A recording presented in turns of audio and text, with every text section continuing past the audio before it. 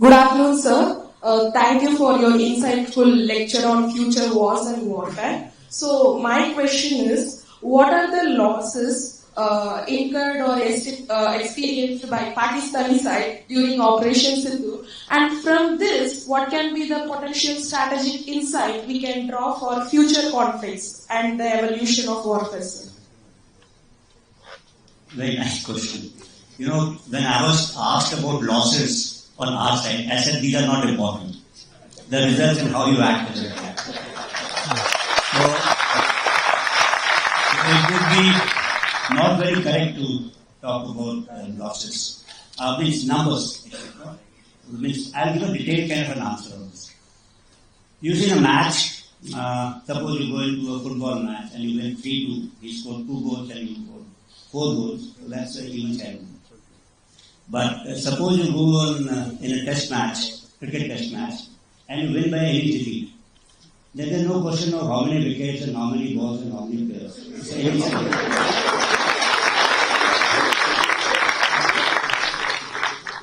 But since there is always this inquisitivity as to the result of your strikes, which was visible, because of more psychological domain and what was visible to us, all of us, not to us, to globally, to everyone. So, based on technical parameters like electronic signal intelligence, at some point of time, we will take out this particular data and share it with us to answer those queries and inquisitiveness of people like you who keep telling me how many aircraft did we destroy, how many radars did we destroy. We will make a rough assessment of that and come out with that shot. The second important thing is to understand as to what is a professional military force. When you talk about risks and taking of chance, actually. I think as a professional force that is not affected by setbacks or kind of losses, you may say. Because in war, what is important is, even if there are setbacks, you need to maintain your morale. That morale needs to remain high. And then, of course, is adaptability. That is an important constituent of a very professional force. You should be able to understand what went wrong, rectify your mistakes and go out again. I think that is important for any kind of professional force. And third is, I think, the offensive spirit. As an organization, you must have that offensive spirit in spite of the initial setbacks. You can't sit down in fear. And as an individual, you should not have that kind of fear. And you should be able to display a high tempo of operations. That is a hallmark of a professional force. And that's the kind of a thing which we display. And what I said that it will couple of my interview that losses are not important. It's the outcome which is important. So these are the three elements, the trinity of chance, reason, and emotion about warfare. I just tried to explain it in the context of Operation Sindoor. In Operation Sindoor, war and politics was happening as a parallel kind of phenomenon. And it was being exercised also through communication, which I mentioned initially, both direct and indirect communication.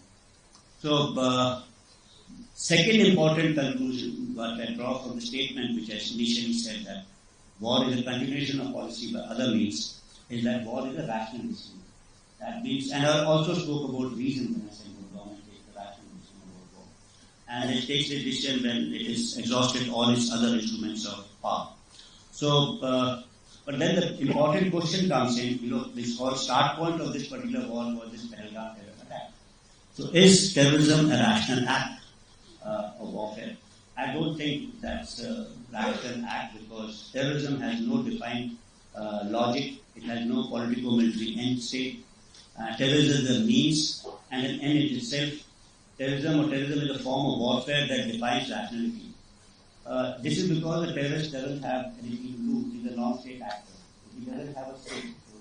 If he doesn't have a state, he's not worried about territory, people, or the ideology, which form the three important constituents of the state. So this is terrorism absolutely irrational if it is happening in standalone mode. Let me talk about rationality once again in the context of Operation Bunyan al-Marsus, which I said, I said once, twice earlier that in this whole business of warfare, or use of force, the military people are the ones who are most rational, because we understand that war and warfare is very, very unpredictable, and we also probably understand the consequences of war. So that I think is important. So although lost by Pakistan on 10th of May at about 1 a.m., its aim was to get down India to its knees in 48 hours. Multiple attacks were launched. And in some manner, they have escalated this conflict, which we had actually hit only terror targets, but also into the military domain. From their perspective, it would have been rational in the sense they would have said that you use military means to hit these targets. But it was also rational on their part. Operation which they thought will continue for 48 hours, folded up in about 8 hours. And on 10th, then they picked up the telephone and said they wanted to talk. And I think that the rationale behind this the realization coming in, stem from two facts. That one is they must have assumed that if they continued this mode, they were likely to lose much more. So hence they picked up the telephone. And second thing, since they had struck us at multiple fronts, they still did not have the benefit of understanding what they had struck. So they must have thought they must have struck, and hence they like to talk now. And if they don't, they tend to lose both.